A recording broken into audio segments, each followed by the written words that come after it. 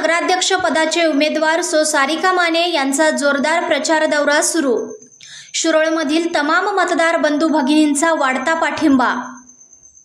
शिरोळ नगर परिषद नगराध्यक्ष पदाचे उमेदवार सौ सारिका माने व ताराराणी आघाडीचे उमेदवार विजयी करा यासाठी डॉक्टर अरविंद माने यांनी जोरदार प्रचार यंत्रणा कामाला लावली आहे। ते स्वतः प्रचार दौऱ्यामध्ये सामील झाले आहेत।